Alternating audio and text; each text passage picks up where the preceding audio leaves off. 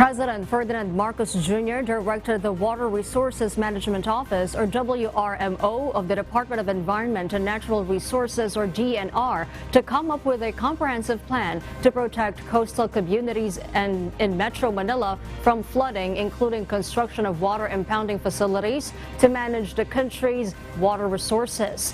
The president issued the order following a briefing with the officials from the Department of Public Works and Highways on their flood control programs and the National Irrigation Administration on the management of dammed rivers. According to the president, the government is looking for locations outside Metro Manila where it can put up large impounding areas to control water flow and avoid flooding. Pinapatignan ko kung paano kailangan, ano pa yung dadagdag natin. Malaking bilyon-bilyon na ang ginagastos natin para maglagay ng mga dike, maglagay ng mga waterway, mga spillway, pati pumping station dito sa NCR na pag-usapan namin para mas marami at maging mas efficient ang paglabas ng tubig.